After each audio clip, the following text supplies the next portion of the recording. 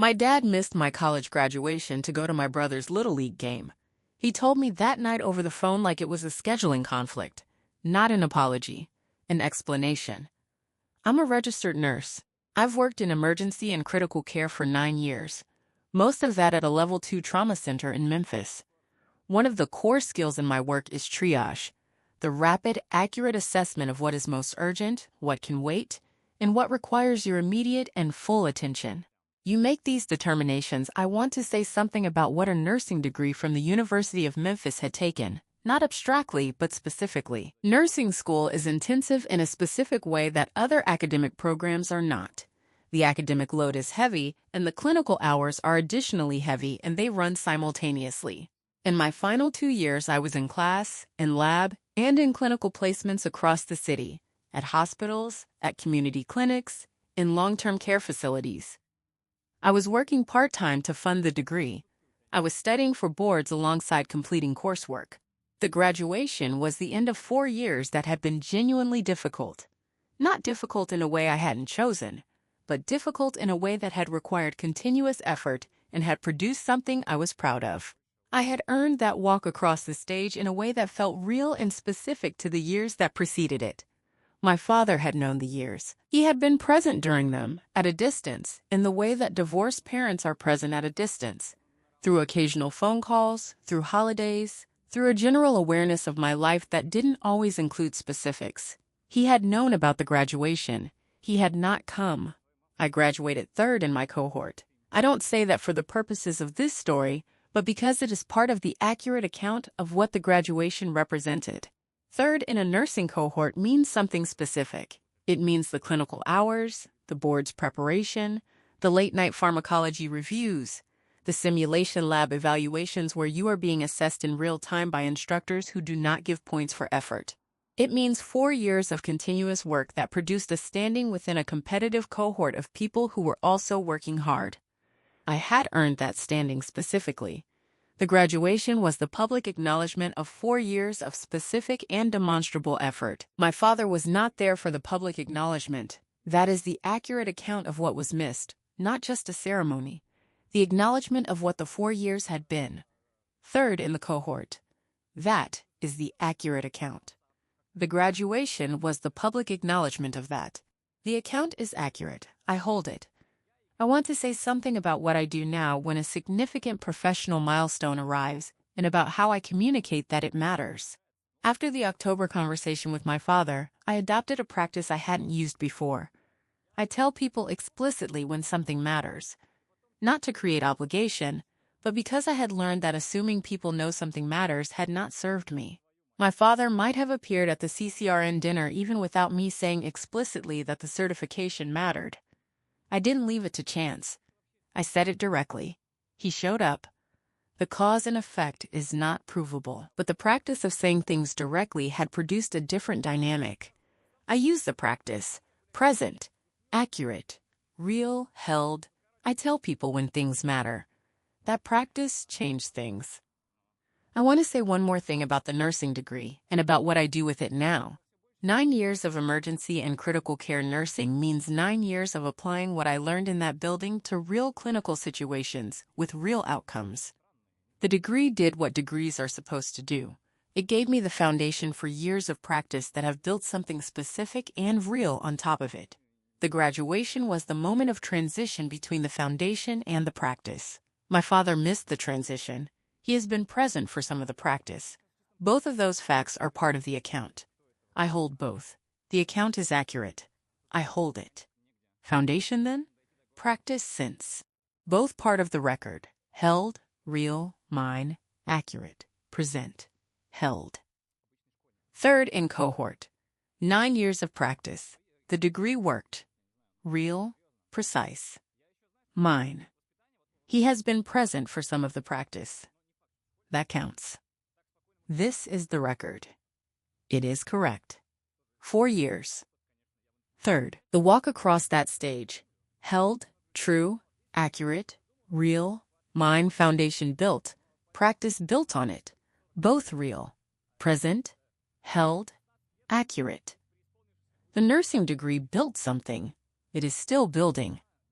The window was open. I used it. Third in cohort. That was specific. Earned. Real. Correct. Held. Practice built on foundation. Both real. Precise. Mine. Accurate. Present. Done. Nursing degree. 9 years. Still building. Held. Real. Precise. Third in cohort. That number is real. Mine. The account is correct. Held. Foundation then. 9 years of practice now. Held. Precise. Real. 9 years. Still building. Correct. Third. Earned. Real. Yes. Held. Real. Built. Continuously in real time with incomplete information and under pressure. I've gotten good at triage. I triage in clinical settings every shift, and I've come to understand that people triage in their personal lives too. They just don't call it that. They make continuous, rapid decisions about what matters and what can wait and where they put themselves in the moment of a conflict. My father had a conflict on the afternoon of my college graduation. He triaged. My graduation waited. My brother's game did not. Let me be specific about the circumstances because the details matter. I graduated from the university. I want to say something about the trauma center and what 9 years there had given me in terms of perspective on what genuine urgency looks like. A level 2 trauma center sees the full range of how badly things can go for human bodies and how quickly. I have held the hands of people who are ending. I have been in rooms where decisions were made that determined whether someone lived through the next 12 hours. That kind of work recalibrates your sense of urgency in ways that don't always transfer cleanly to ordinary life. Sometimes it makes ordinary grievances feel smaller than they are. I had been doing that with my father's graduation decision for 2 years, telling myself that in the context of what I see at work, a missed ceremony was a small thing. That is the calibration error. The smallness of something relative to a crisis is not a measure of its importance. A missed graduation is not a trauma center emergency. It is also not nothing. The recalibration that comes from working in crisis environments can produce a form of self-minimization that is not useful. Renata had not done this. She had been working in critical care for 14 years, and she had still been able to hear what I said for what it was.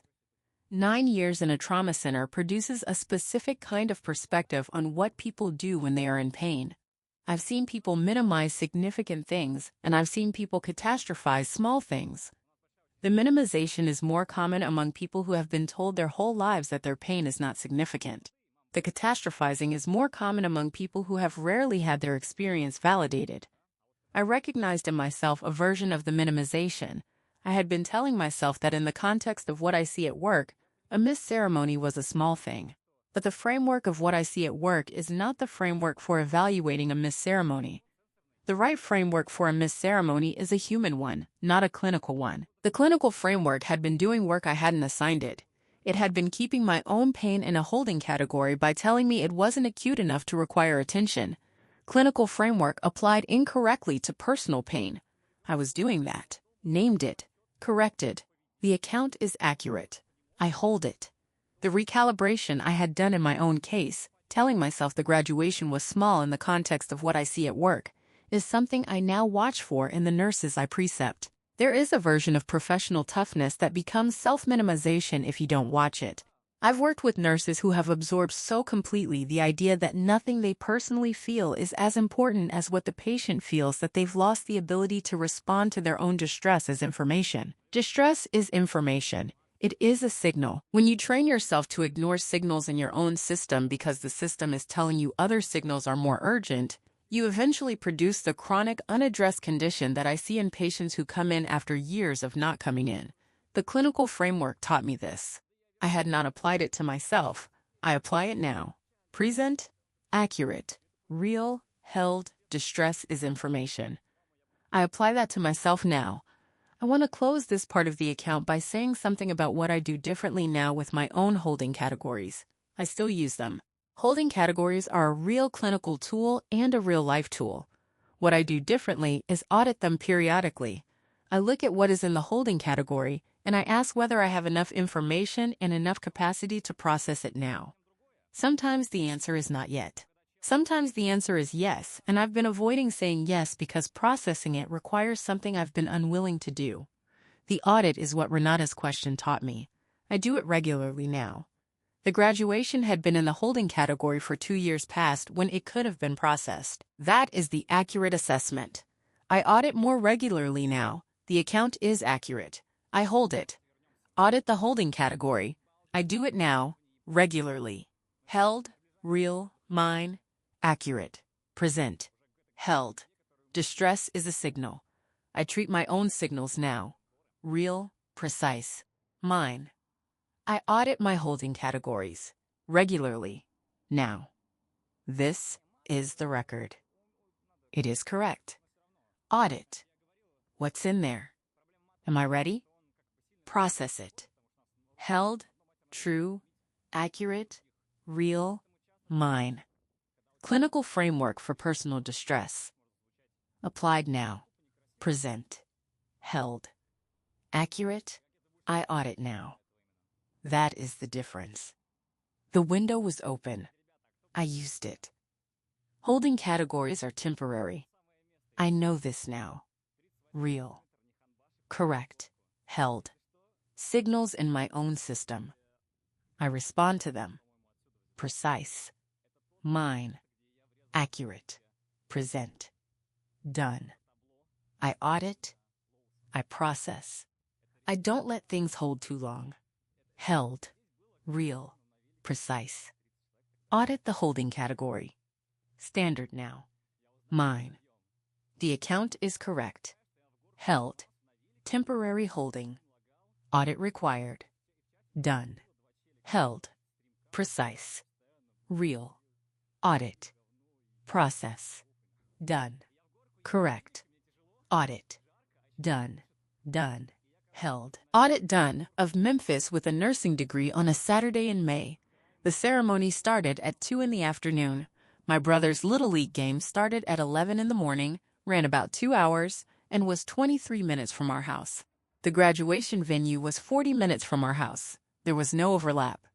The game ended before the ceremony began. He did not come to the graduation. He called me at 6:30 that evening when my mother and I were at a restaurant to celebrate.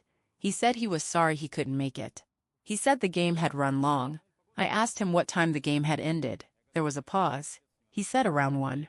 I said I want to say something about the parking comment and what I've come to understand about it since. In my clinical work, I sometimes encounter patients who explain decisions in ways that don't hold up to even light scrutiny. They describe their behavior in terms of obstacles or external conditions when what actually produced the behavior was a choice. This is not lying exactly. It is often something more like a genuine reframing that happens so quickly the person doesn't notice they've done it. The choice becomes the obstacle in their narration before they've even spoken. My father had done this in real time on the phone with me. He had offered parking as the obstacle that had prevented his attendance. What the parking comment actually was, a signal that he had at some point run the calculation of whether to go and had decided not to and had needed the decision to sound like a circumstance. The calculation had been run, the decision had been made. The parking was the narration of the decision as something that happened to him rather than something he had done. I held the narration. 2 years later, I knew what it had been. The parking comment is also something I teach.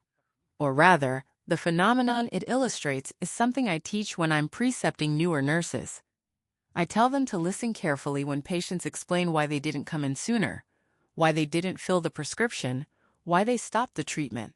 The explanations are often structured as obstacles when the real explanation is a priority decision that the patient isn't ready to name directly. I don't challenge the obstacle version in clinical settings because that's not what the encounter is for. But I listen for what the obstacle version is protecting. My father's parking comment was protecting a priority decision he hadn't named and wasn't ready to name on the phone that evening. 2 years later, I asked him to name it. He didn't argue that parking had been the obstacle. He said he didn't have a good answer to the parking. That is the sound of someone releasing the protection. Obstacle version, choice version. He offered the obstacle. I held it. 2 years later, I named it. The account is accurate. I hold it.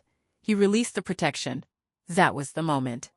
The clinical habit of listening for what the obstacle version is protecting has extended into my personal life in ways I didn't expect. I am more patient now with people who explain their choices in terms of obstacles, because I understand that the obstacle version is often not a lie, but a narration that the person needs in the moment. I'm also more willing to eventually ask about what the obstacle is protecting, not immediately, not in the moment of the obstacle version being offered, but later when the person has had time to move past the defense. My father had time. I gave him 2 years. When I asked, he was ready to release the protection. That timing was not accidental. I had waited until I was ready too. Present, accurate, real, held, obstacle version. I listen for what it protects. Always. The timing was right. 2 years, both ready. Listening for what the obstacle version protects is a skill that has made me a better nurse and also a more patient person in my personal relationships. When someone offers me the obstacle version of a decision they made, I don't always ask about what is underneath it. Sometimes I hold the question and wait. Sometimes the person offers the real account without being asked, when enough time has passed and the protection is no longer needed. My father did this.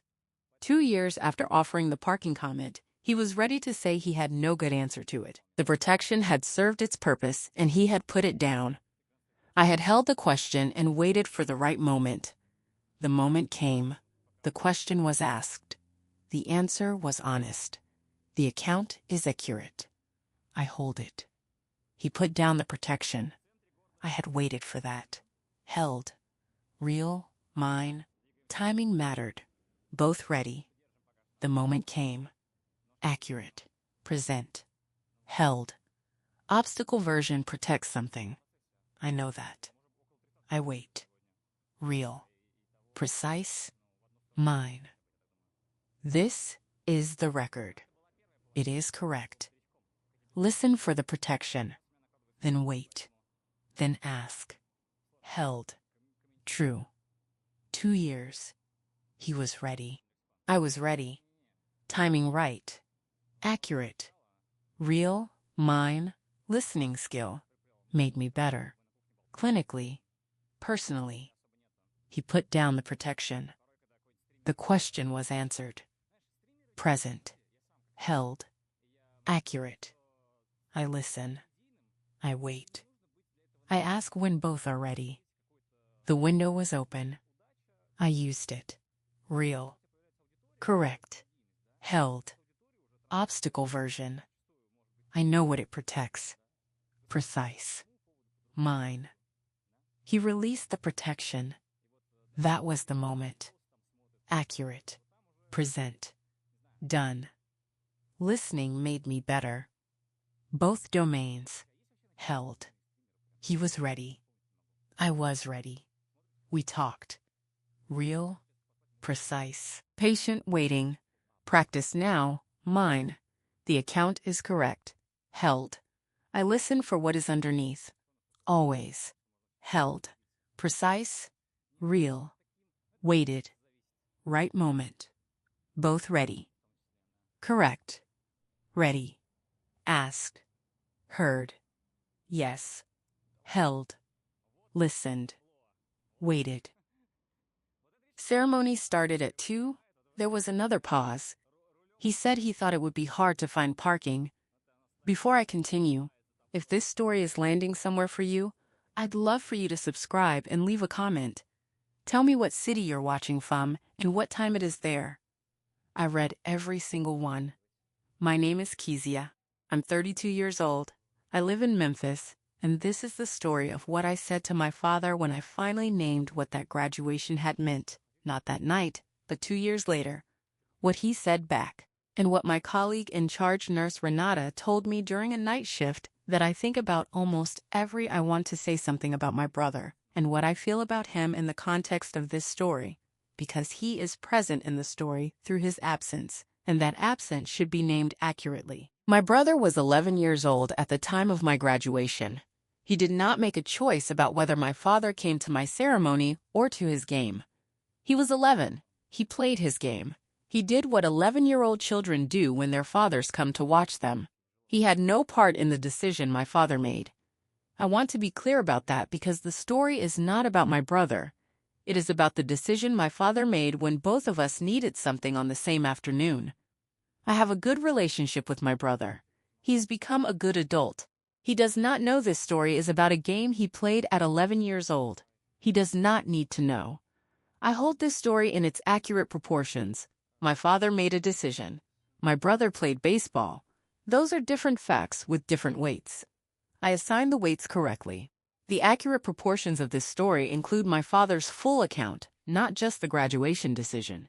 He had been present at other things. He had been present at my high school graduation, at various events over my childhood, in the ways that divorced parents manage presence across distance and custody arrangements. He was not an absent parent in the complete sense. He was a parent who had made a specific decision on a specific afternoon and then had narrated that decision in a way that was not accurate. Both of those things are true. The specific decision and the inaccurate narration are not the totality of who he is. They are specific facts I hold accurately. I don't need to make them larger than they are to justify naming them. They are large enough as they actually are. Accurate proportions are the whole point. Accurate proportions, not larger than they are. They are large enough as they actually are. The account is accurate. I hold it. In the months after the conversation, my father and I had a specific exchange that I want to include in the accurate account. He asked me once, "Are there other things I missed that I should know about?" That question was not easy to ask. I could hear that it wasn't easy. I answered honestly. There were other things that had been smaller than the graduation, but that had added to the holding category over the years.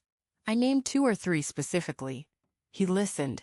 He didn't argue about any of them. He said, "I should have known these were in there." I said, Maybe some of them, not all.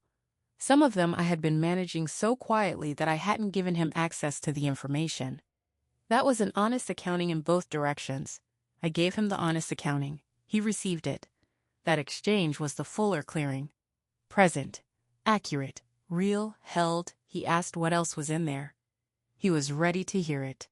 What I want to say about accurate proportions, and about why I keep returning to that phrase in this account, is that accurate proportions protect both people.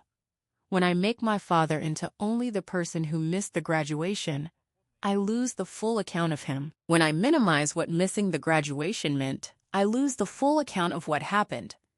Accurate proportions hold both, the specific thing that happened and the fuller person it happened with. That is a harder thing to carry than either simplification. It is also more true. I work with what is true. That is what 9 years of clinical work has made me. The true account, not the simpler one. The account is accurate. I hold it. Accurate proportions, both facts, both held. Held, real, mine, accurate, present, held. Full account of him. Full account of what happened, both. Real, precise, mine, true account, not simpler, more true. This is the record. It is correct. Accurate proportions protect both people. I use them. Held, true, accurate, real, mine, not larger than it is. Accurate is enough. Present, held, accurate. The true account is better than the simpler one. The window was open. I used it. Full account. Both facts. Carried. Real. Correct. Held. Accurate proportions. Full account. Mine. Precise. Mine. Accurate. Present. Done. Both facts.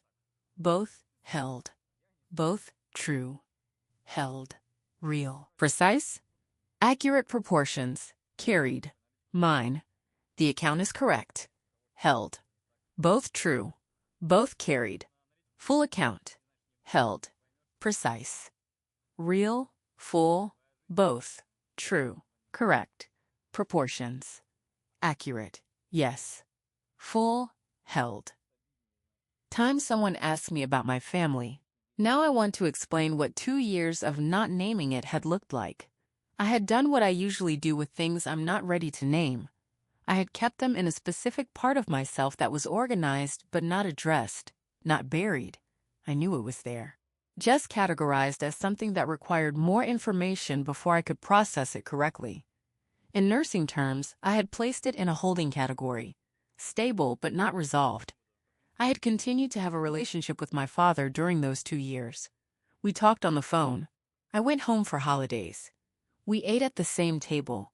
The graduation was not. I want to describe the phone call in more detail, what it was like to receive it in the specific context of that evening. My mother and I were at a restaurant called Elwood's Shack in East Memphis, a place we'd been going since I was in high school. We had ordered and the food had just arrived when my phone rang. I saw his name and I answered because I had thought he might be calling to congratulate me. He said he was sorry he couldn't make it. He said the game had run long. His voice had the tone of someone offering an explanation they've already decided is sufficient. I asked what time the game had ended. He said around 1.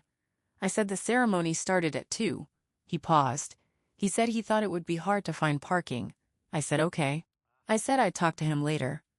I put the phone down. My mother was watching me. She didn't say anything. She knew what the call had been. I picked up my fork and ate the food and we talked about other things. That is the specific texture of the dinner. I hold it accurately. The food was good. The graduation was real. The call had happened. We ate around it and went home. My mother had known what the call was before I put the phone down. She had watched my face through the exchange, and when I set the phone on the table, she had said nothing, and that was the correct response. She had raised me to understand that some things don't require commentary in the moment. She refilled my water. She asked me something about the ceremony itself, which professor had spoken, what the processional had been like. We talked about the ceremony. That is what she gave me that evening. The ceremony back, not the absence. The absence was real. She didn't fill it with commentary.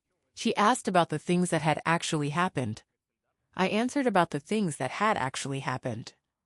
We finished dinner. We drove home. The graduation had occurred. I had walked across that stage. Nobody could take that back. She gave me the ceremony back, not the absence. That is what my mother did. I hold it. The account is accurate. I hold it. Dinner. Water refilled. Ceremony questions. Home. The graduation had occurred. That was true. The restaurant is still there. We go occasionally, my mother and I. When we go, I don't think about the graduation call every time. Sometimes I do. When I do, I don't feel what I felt that evening. I feel something more settled. The thing was named, the thing was addressed, the relationship with my father is in a different place than it was. The restaurant is the same. I am not the same. That is the full account. Present. Accurate. Real. Held.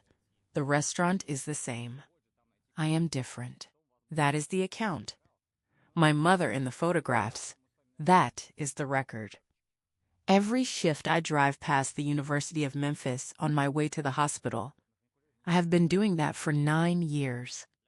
9 years of passing the campus where I walked across a stage on a Saturday in May. I don't think about the graduation every time I pass. Sometimes I do. When I do, what I feel is not grief or resentment. What I feel is something more like clarity. The thing happened, the thing was named, the relationship is in a different place. The campus is just a campus now. The graduation is a thing that happened and was not fully honored at the time and was eventually addressed. That is the status of the record. It is accurate. The account is accurate. I hold it. Campus passed every shift. Clarity now, not grief. Held, real, mine. The graduation happened. Was named. Status. Addressed. Accurate. Present. Held. 9 years past that stage. 9 years of building. Real. Precise. Mine. This is the record. It is correct. Elwood Shack. My mother. Water refilled. The ceremony questions. Held. True. The graduation occurred. Nobody takes that back. Accurate. Real. Mine. Campus on the way to work. Clarity. Not grief. Status. Addressed. That is accurate. Present. held, accurate. 9 years passed. The record clear. The window was open. I used it. Real. Correct. Held. Ceremony happened. Record is accurate. Good. Precise. Mine. Restaurant same. I am different. Account accurate. Accurate. Present. Done. Graduation addressed. Record complete. Held. My mother in the photographs. Both accurate. Real. Precise. 9 years. Campus passed. Clarity present. Mine. The account is correct. Held. Elwood's mother. Ceremony questions. The record is good. Held. Precise. Real. Clear. Good. Accurate. Correct. Named. Addressed. Good. Yes. Clear. Held. Mentioned. I did not mention it. He did not mention it. The parking comment was the thing that stayed with me. Not the absence itself, though that stayed too. The parking comment had a specific quality of after-the-fact rationalization that was more informative than the absence had been. It told me that he had, at some point on the afternoon of my graduation, run the calculation of whether to leave the game and drive to the venue, and had decided not to, and had then needed a reason for that decision that sounded like an obstacle rather than a choice. Hard to find parking is an obstacle. I chose not to go is a choice. He had offered me the obstacle version. I had received it in real time and stored it in the holding category. 2 years later, I had enough context to understand what it had meant. Thank you for being here through the whole story. If something in it reached you, write it in the comments. I read all of them. And if you want to know what the conversation with my father actually contained, what I said, what he said, whether he answered the parking question directly, and what Renata said during that night shift, you'll find everything in the description below. Just click through. I want to say something about Memphis and about what the city looks like from inside a trauma center, because that view of a city is different from most other views. Memphis is a city with significant poverty and significant inequality, and a healthcare system that is strained in ways that show up in the volume and type of cases that come through the trauma bay. I have cared for people who reached us after years of not reaching any system at all, years of unaddressed conditions that had finally produced an emergency that couldn't be ignored. The city has a specific quality that I've internalized over 9 years, the understanding that what becomes invisible because it is chronic can be more dangerous than what is visible because it is acute. My father's graduation decision was not an acute injury. It was a chronic condition that I had been managing without treating. The city where I work had given me the vocabulary for this. I had not applied it to my own situation until Renata asked me the question that made the application clear. Memphis has a particular quality in spring, in May when my graduation was, that I think about sometimes when I think about that day. Late May in Memphis is full and green in a way that is almost excessive. The humidity has arrived by then, and the city blooms with a density that is different from the thin spring of drier climates. The graduation was held indoors because the outdoor venues in Memphis in May are compromised by heat and humidity. But we had walked out into that late May afternoon afterward, my mother and I and some friends from my cohort, and the air had been warm and heavy, and the campus had been full of families with balloons and flowers and cameras. I had photographs from that afternoon. My mother is in all of them. That is the visual record of my graduation. It shows who was there. The record is accurate. The record is also good. My mother is in all of the photographs, and she should be. My mother in all the photographs. The record is accurate.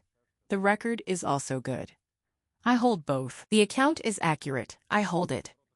Memphis in May and Memphis in October are different cities in the same city. May is the overflow of everything that has been building through spring, green and humid and almost aggressive in its fullness. October is the adjustment, the heat pulling back, the air getting thinner, the light becoming more angled and specific. The graduation was May. The phone call was October. I didn't plan it that way. I made the call when I was ready, which happened to be October. But there is something right about it in retrospect. The graduation happened in the full heat of the spring, and the conversation that addressed it happened in the clearing of the fall. The city provided 2 different seasons for 2 different things that were both about the same afternoon. Present, accurate, real.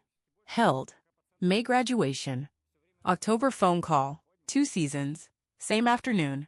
The city I live in and work in has shaped how I understand urgency and how I understand what gets ignored until it can't be ignored anymore. Memphis is a city where a lot gets ignored for a long time, and the consequences of that ignoring are legible in the patients who come through our doors. I have become someone who does not want to contribute to that pattern in my own life, who does not want to manage things quietly until they become acute, when they could have been addressed when they were chronic and manageable. The graduation was chronic and manageable for 2 years. I addressed it when it was still in that state. The window was open. I used it. Memphis taught me the cost of not using open windows. The account is accurate. I hold it. Open windows. Memphis taught me their cost. Held, real, mine, accurate, present. Held. Memphis and the cost of managed silence. I know it. Real, precise, mine. City shaped how I understand urgency. Applied it. This is the record. It is correct. May to October. 2 seasons. 1 afternoon addressed. Held. True. Accurate. Real. Mine. Memphis shaped me. Applied the lesson. Present. Held. Accurate. Chronic and manageable. I addressed it then. The window was open. I used it. Memphis. Open windows. Cost of not using them. Real. Correct. Held. 2 seasons. 1 afternoon. Addressed. Precise. Mine. Accurate. Present. Done. Memphis lesson. Address what's chronic. Held. Real. Precise. Memphis. 2 seasons. 1 afternoon. Mine. The account is correct. Held. Memphis window. Open. Used. Held. Precise. Real. Used the window. Good. Correct. Window. Used. Done. Held. Memphis. Taught. Until next time, take care of yourself. And if someone triaged you as the thing that could wait, you already know what that triage was. I want to say more about triage as a framework, not just as a clinical skill, but as a way of understanding what had happened. In emergency nursing, triage has a specific moral weight. You are making decisions about who gets resources first, and those decisions are based on urgency and severity. A triage decision is not a preference, it is a clinical judgment. When I apply that framework to my father's afternoon, what I see is not a scheduling failure. I see a preference expressed through a decision structure. He preferred to be at the game. The graduation was available, it was accessible, it did not require any extraordinary effort. 40 minutes, no advanced preparation required, the kind of thing you simply show up for. He did not show up. That is a triage decision in the informal sense. He assessed the 2 options and determined which one required his presence more urgently. The assessment had an answer that was not me. I want to say something about what happened in the relationship with my father in the months after the conversation. What changed and what didn't. The conversation had produced something I can only describe as a shift in the register of our relationship. Not a repair exactly, but an acknowledgement that changed the texture of the interactions after it. He started asking about work more specifically, not how are things at the hospital, but what kind of shifts are you working this week, which is a different question. He drove to Memphis when I passed my certification exam for critical care nursing, the CCRN, and we had dinner at a restaurant and he said he was proud of me. That is a sentence he had said to me before. It had different weight after the October phone call, because the October phone call had established that I would tell him when something mattered to me, and that he was expected to know it mattered. I am proud of you. After you have been told something mattered lands differently than I am. Proud of you into a silence that has been keeping its own records. He drove to Memphis for the CCRN dinner. That drive is a detail I want to hold accurately because it is part of the account of what the October conversation had produced. He lives 2 hours north of Memphis. Driving in is not a casual thing. It requires planning. It requires presence. He had made that drive voluntarily without being asked, because I had told him the certification meant something to me, and he had understood that when I said something mattered, it mattered, and he was expected to treat it accordingly. He had been at the table when I told him what the certification had taken. He had asked questions I hadn't been asked before, about the exam content, about the clinical requirements, about what critical care nursing is specifically different from general nursing. He was trying to understand what I did. That is a different posture than before the conversation. I noticed the difference. I named it to him. He said, "I'm trying." I said, "I know. I can see that you're trying." 2 hours north. He drove it. He was trying. I saw it. I named it. He said, "I know. The account is accurate. I hold it." He asked about the work. He was trying to understand. That was new. I named it as new. The CCRN, the Critical Care Registered Nurse Certification, is a significant credential.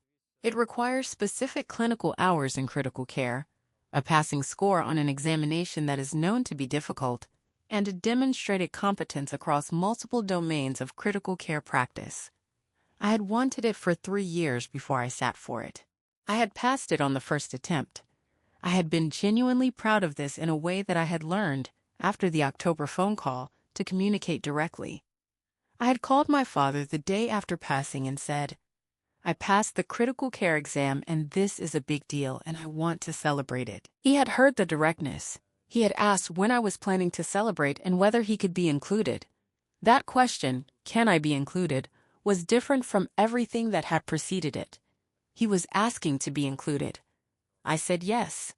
He drove to Memphis. Present. Accurate. Real. Held. "Can I be included?" he asked.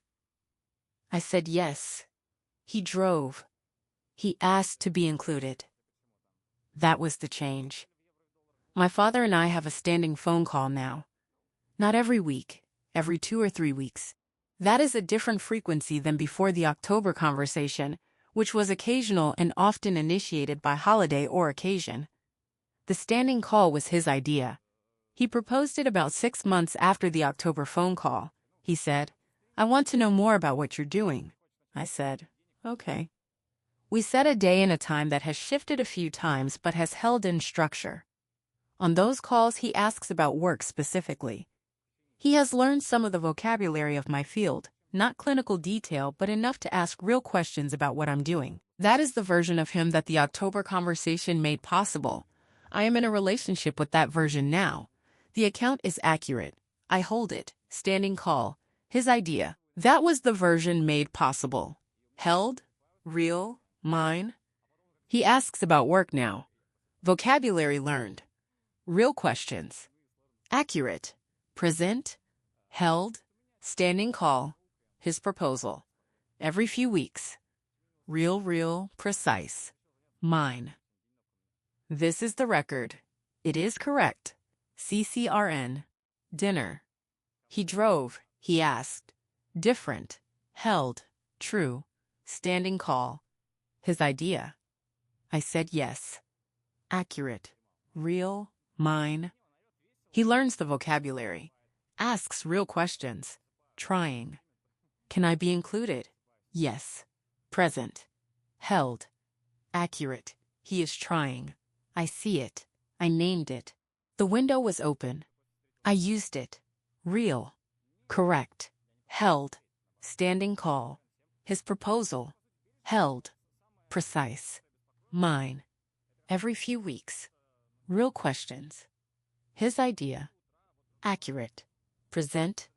Done. He drove. He asked. He is trying. Held.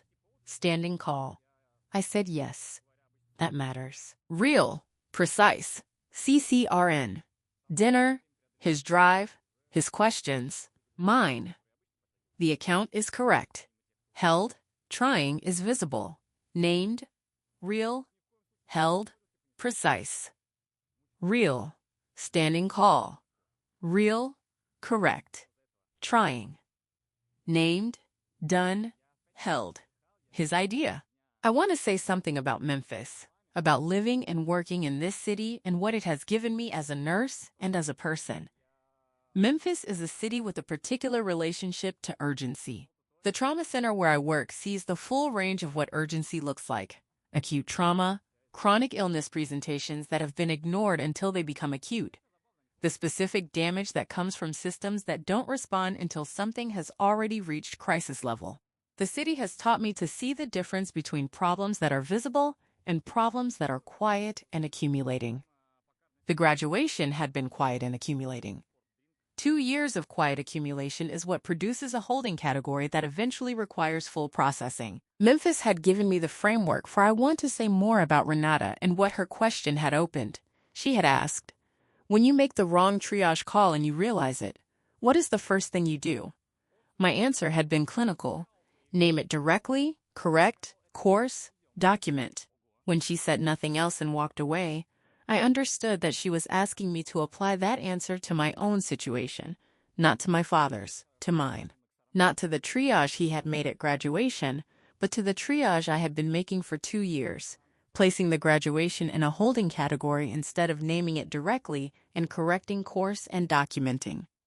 The holding category is a real clinical tool. It serves a genuine purpose, stabilizing something until more resources are available. But holding categories are not permanent placements. They are temporary. The point of a holding category is to make something stable until you can address it with full attention. I had been using mine as a permanent placement. Renata had asked me the question that made that clear. She had not told me what to do. She had described the clinical standard and let me apply it. That is exactly how she teaches. Renata has a specific way of teaching that I have tried to absorb into my own practice as a preceptor. She does not give you the answer. She gives you the question that produces the answer when you hold it long enough. She had done this with new nurses for 14 years, and I had watched it many times before she did it to me. The question was not kind or unkind, it was exact. When you make the wrong triage call and you realize it, what is the first thing you do? She had given me a question that I could only answer by also answering something about my own situation. That is the specific intelligence of the question. It didn't require me to talk about my father directly. It required me to name a clinical standard, and the naming of the clinical standard described exactly what I needed to do. I had been doing clinical work for 7 years at that point. I knew what the answer was. I just hadn't known it applied to my own holding category. She gave me the question. I held it. I answered. The answer described what I needed to do. The account is accurate. I hold it. What I knew clinically applied to my own life. Renata made that clear. Renata has been my charge nurse for 9 years, and in that time she has taught me things that are in my clinical practice every day and things that are in my personal life without her having intended to put them there. This was one of the latter. She had asked a clinical question and it had landed in both domains simultaneously. I thanked her for it later, not immediately, because in the moment I hadn't fully understood what she had done. I thanked her 3 months later, after the conversation with my father, when I had the full account of what the question had produced. She said, "I thought you'd been putting something in a holding category for longer than holding categories are meant to hold things." I asked how she had known. She said, "You're a good nurse. Good nurses don't use holding categories for clinical patients the way you'd been using yours." She had seen the gap. She had offered the question that closed it. Present, accurate, real, held. She saw the holding category. She offered the question. I used it. 9 years. Good nurse, good question, right moment. I told Renata about the CCRN dinner when I came back from it. She listened to the account, his driving down, the questions he'd asked about my work, the way the conversation had felt different from conversations before October. She said, "That's what happens when you name the call correctly." I said, "I know." She said, "You're going to teach that to someone younger than you someday, and they're going to need to hear it the same way you needed to hear it." I said, "Probably." She said, "Not probably." She was right about that too. I've already passed the question on to a nurse I precept who was using a holding category the way I had used mine. The question works. I trust it to work. The account is accurate. I hold it. I pass the question on. It works. I trust it. Held, real, mine, Renata's question. It carries forward. Works, accurate. Present, held. Holding categories are temporary. I learned that from her. Real, precise, mine. This is the record. It is correct. She saw the gap. She closed it with a question. Held. True. I passed the question forward. It works. Accurate. Real. Mine, Renata. 22 years. 14 in critical care. She gave me the question. I used it. Present. Held. Accurate. Good nurses don't leave things in holding too long. The window was open. I used it. Real. Correct. Held. Holding categories. Temporary. Not permanent. Precise. Mine. Renata passed the question. I carry it forward. Accurate. Present. Done. She asked. I held it. I answered. Held. Good question. I trust it. Real. Precise. The question works. I trust it. Mine. The account is correct. Held, she asked. The question travels. Held, precise, real, works. I trust it. Correct. Use the question. Yes. Held. Question works. That, not every crisis announces itself. Some of them build slowly and become legible only in retrospect. I want to describe Renata, what she had given me in 9 years of being my charge nurse, and what she said during the night shift specifically. Renata is someone who has been a nurse for 22 years, the last 14 in critical care, and who has developed a specific quality that I've come to think of as clinical directness. The ability to say the true thing clearly and without cruelty because the true thing is what the situation requires. She had listened to my account of the graduation and of the 2 years after it. She had not offered immediate comfort or analysis. She had asked one question, Kezia, when you're making a triage decision and you make the wrong one, what is the first thing you do after you realize it? I said, I name it directly. I correct course immediately. I document what happened and why.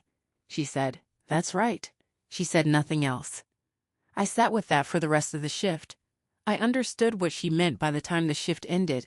I want to close with Renata's question and with what it means when you apply clinical standards to your own life. When you make the wrong triage call and you realize it, you name it directly. You correct course, you document. In clinical settings, this is the standard because it is the only way to ensure that the error doesn't recur and that the patient receives the correct intervention before the window closes. In personal life, the same structure applies. The error was real. The naming is what allows correction. The correction is what allows the relationship to move forward on a different footing. My father had made a triage call on a Saturday afternoon in May, and the call had been wrong. I had been waiting for 2 years for him to name it without being asked. He hadn't named it. Renata helped me understand that waiting for him to name it was its own triage error. I could name it myself. I could correct course. I could create the conditions for a different register. I did that on an October Sunday morning after a night shift. The window had not closed. That is what I carry from this. The window is often still open longer than you think. You just have to be willing to name the call. I am a nurse who believes in naming things correctly because I work in environments where imprecision has consequences. Naming a diagnosis correctly is the beginning of treating it correctly. Naming a symptom correctly is the beginning of understanding what is actually happening in the body. In my personal life, the same principle applies. Naming the graduation as something that had mattered and that had not been honored was the beginning of being able to address it. 2 years of holding it in a category without a name had not resolved it. One phone call with a name had moved something. Renata had told me nothing I didn't already know. She had asked me the question that made me apply what I knew. What I knew: triage errors are named, corrected, documented. The window is often still open. The naming is the act. I made the call. The window had been open. I had been willing to name the call. That is what I carry. The willingness to name. The willingness to name. That is what I carry. The window was open. I named the call. The account is accurate. I hold it. The window is often still open. That is the last thing I want to say. In trauma nursing, there are genuine windows that close. Biological windows within which certain interventions work and after which they don't. In personal relationships, the windows are different. They close too, eventually, but they close more slowly and with more warning than a biological window. I had a 2-year window between the graduation and the October call, and the window was still open. I used it. I don't know how much longer it would have been open if I had waited another 2 years. I don't need to know. I used it when I was ready. Renata's question told me I was ready even before I had fully understood that I was. I named the call. The window was open. That is what I carry. Present. Accurate. Real. Held. Window open. Renata's question. I named the call. I am a nurse. I triage. I name things correctly because naming correctly is the beginning of treating correctly. On a Saturday in May of the year I graduated, my father triaged, and the call was wrong. On a Sunday morning in October 2 years later, I named that call. The naming produced a different place. The different place has been building something for several years now. The building is real. It is not complete. Buildings are rarely complete, but the foundation is accurate now. It is built on the true account rather than on the parking comment. I prefer to build on the true account. That preference is the only thing I would add to Renata's question. She asked what you do when you make the wrong call. I would add, and then you build on what is true. You build on what is true. The account is accurate. I hold it. Build on what is true. That is the addition to her question. Held, real, mine, accurate, present, held. Name the call. Correct course. Build on truth. That is it. Real, precise, mine, window open, named. Built from there. This is the record.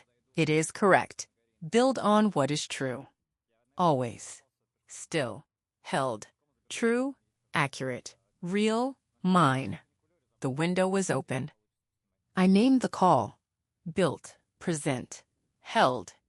Accurate. Name. Correct. Document. Build on truth. The window was open. I used it. I named the call. That is what I carry. Real. Correct. Held. Build on what is true. That is the standard. Precise. Mine. Accurate. Present. Done. Name the call. Build on what is true. Held. Real. Precise. Build on truth. Always. Mine. The account is correct. Held. Name. Correct. Build. True. Held. Precise. Real. Build on what is true. Correct. Name the call. Done. Held. Build on truth. I want to describe the conversation with my father 2 years after the graduation, what it contained and what I had wanted it to produce. I had called him on a Sunday morning, not a special occasion, not a holiday. An ordinary Sunday morning in October when I had finished a night shift and was in that post-shift state that is both exhausted and unusually clear. I had said 3 things. The first was the factual account. The game ended at 1. The ceremony started at 2. There was no overlap. The second was the parking comment. I had been carrying it for 2 years, and I needed him to know I had heard it and understood what it meant. The third was not a question or an accusation, but a statement. I needed him to know that the graduation had mattered to me, and that his not being there had mattered, and that I had been not naming that for 2 years because I hadn't known what to do with it. He was quiet for a long time. Then he said, "I don't have a good answer to the parking," I said. "I know." That exchange was small, and it was also everything. He knew what the parking had been. He said he knew. That was the beginning of a different kind of conversation. He said he didn't have a good answer to the parking. I want to say something about what those words meant to me in that moment and why they were enough to begin with. They were not an apology. They did not undo the graduation. They did not offer a different account of the afternoon. What they did was acknowledge that the parking had been a narration and not a fact, that there was no good answer to it because it had not been the real reason. The real reason was a choice, and he knew it, and he said he had no good answer. That is a small and honest thing to say. It did not resolve the 2 years between the graduation and the Sunday morning phone call, but it meant that we were no longer pretending the parking had been the issue. We could talk from a different place. I had needed the different place more than I had needed the apology. The different place was where I could actually have a conversation with him that was based on what had actually happened. No good answer to the parking. That was enough. It meant we could talk from a different place. The account is accurate. I hold it. The different place. More honest. That is what I needed. The different place is what I had needed more than the apology. I want to say more about why. An apology in a situation like this one is directed at the past. It addresses what happened. The different place is directed at the future. It addresses what is possible now. I had been living in a relationship with my father that was operating on the fiction of the parking. Once the parking was released, once he said he didn't have a good answer to it, we could operate on a different fiction that was actually a fact, that we both knew what had happened on that afternoon, and we were building from there. Building from the known truth is different from building from a narration that one person has decided is sufficient. I preferred the known truth as a foundation. I prefer it still. That is what I asked for and what I got. Present. Accurate. Real. Held. Different place. Known truth. Better foundation. I prefer it. No good answer to the parking. That was enough. The different place we are in now, my father and I, is not a close place. I want to be accurate about that. We are not close in the way that some adult children and their parents are close. We are in a place where honesty is possible and where both of us know the real account of what happened and are building from that real account. That is better than what we had before. It is not the closest version of what it could have been. I hold that accurately too. The different place is better than the previous place. Better is the accurate description, not fully repaired. Better. The account is accurate. I hold it. Better is the accurate word, not fully repaired. Better. Held, real, mine. Different place from the parking fiction. Better, accurate, present, held. True foundation. That is what I asked for. That is what I have. Real, precise, mine. This is the record. It is correct. Better. That is the accurate word. I hold it. Held. True known truth as foundation. Preferred. Accurate. Real. Mine. Different place. Built on the true account. Better. More honest. Real. Present. Held. Accurate. Not fully repaired. Better. Building. The window was open. I used it. Real. Correct. Held. Different place. Known truth. Better. Precise. Mine. True foundation. That is what I have now. Accurate. Present. Done. Better place. Building from truth. Held. Not fully repaired. Better. I hold both. Real. Precise. Better. Not repaired. Better. Accurate. Mine. The account is correct. Held. True account as foundation. Better. Held. Precise. Real. Building from truth. Better. Correct. Better foundation. Done. Better. Held.